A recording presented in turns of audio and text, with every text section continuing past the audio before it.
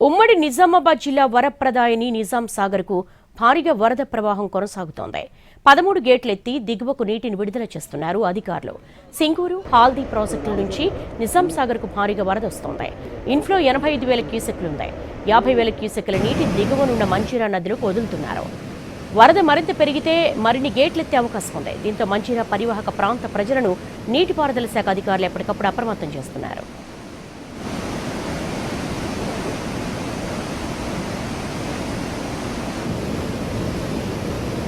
నిజాం సాగర్ ఆయకట్లో 2 పంటలకు ఢోకా ఉండదన్నారు project CE Srinivas.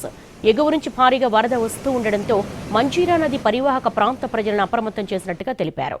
Nizam Sagar పూర్తిస్థాయి నీటి మట్టానికి చేరుకోవడంతో విడతల వారీగా గేట్లనెత్తి దిగువకు నీటిని విడుదల చేస్తున్నట్లుగా చెబుతున్న ప్రాజెక్టు చీఫ్ ఇంజనీర్ శ్రీనివాస్తో మా ప్రతినిధి Balakumar face to face.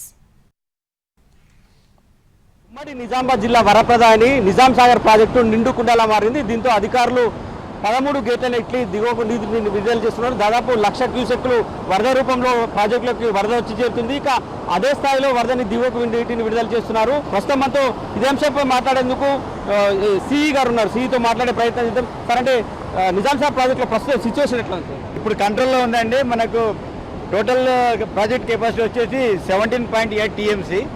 So ఒక గత వారం రోజులు కురుస్తున్న వర్షాలతోటి అంతకుముందు 6 TMC ఉండే. ఇప్పుడు ఆల్ ఆఫ్ సడన్గా ఒక నిన్న నైట్ 1,20,000 క్యూసెక్స్ మాకు ఇన్ఫ్లోస్ వచ్చాయి. సో మేము నిన్న నైట్ చాలా అలర్ట్ అయిపోయి రాత్రి ఈవెన్ 2 o'clock కూడా మేము వాటర్ రిలీజ్ చేసాము. ఇప్పుడు ప్రస్తుతము 85,000 క్యూసెక్స్ నీళ్ళు వస్తున్నాయి మనం కిందికి. అదేవిధంగా 85,000 కూడా కిందికి వదులుతున్నాం. ఇప్పుడున్న ప్రజెంట్ కెపాసిటీ వచ్చి 15.5 TMC ఉంది. మన FRL లెవెల్ 1405కు గాను 1404 మెయింటైన్ చేస్తున్నాం.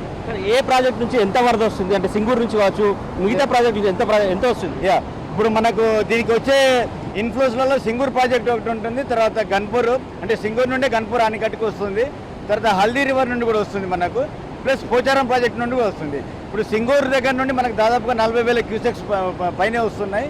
తర్వాత హల్దీ నుండి కూడా ఒక 20,000 క్యూసెక్స్ వస్తున్నాయి. తర్వాత పోచారం ప్రాజెక్టు నుండి ఒక 10,000 క్యూసెక్స్ వస్తున్నాయి.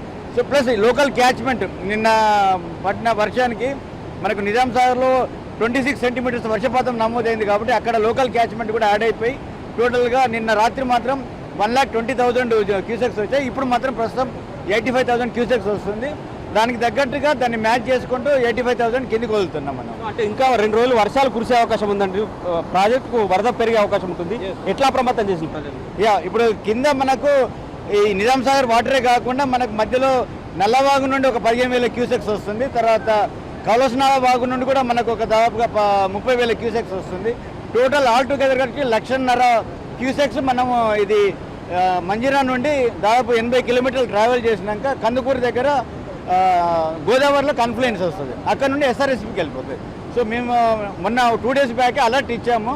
సో ఈ మంజిరా పరివాహక ప్రాంతంలో ఉన్న రైతులందరూ, తర్వాత మత్స్యకారులు, తర్వాత గొర్రెలు కాసే గొర్రెల కాపర్లు ఎవరు కూడా నది సైడ్ రాకుండా ఉండాలి. ఎందుకంటే మనకు మామూలు రివరే, తెలిసిన రివరే అనుకుంటారు. కానీ 1,50,000 క్యూసెక్స్ వస్తుంటే అంటే దాదాపుగా 20 ఫీట్ల హైట్ వాటర్ ఉంటుంది. ఎవరు కూడా ధైర్యం చేయదని మేము పోలీస్ అండ్ రెవెన్యూ వాళ్ళ సపోర్ట్ తీసుకొని కోఆర్డినేట్ చేస్తున్నాము. ప్రస్తుతానికి 1,00,000 క్యూసెక్లు నీటిని విడుదల చేస్తున్నారు. 1,00,000 క్యూసెక్ల మేర వరద ప్రాజెక్టులోకి వస్తుంది. సో ఎక్కడ కూడా ఎలాంటి అవాంఛనీయ సంఘటనలు తలెత్తకుండా కావచ్చు, అధికారులు అయితే అన్ని ఏర్పాట్లు చేశారు. ప్రాజెక్టు నుంచి వచ్చిన వరదని వచ్చినట్లు దిగువకు విడుదల చేస్తున్నారు. ఇది నిజాం సాగర్ ప్రాజెక్టు వద్ద ఉన్న తాజా అప్డేట్. కెమెరామెన్ రవిచరణ్తో బాల్కుమార్, NTV, నిజాం సాగర్ ప్రాజెక్టు నుంచి.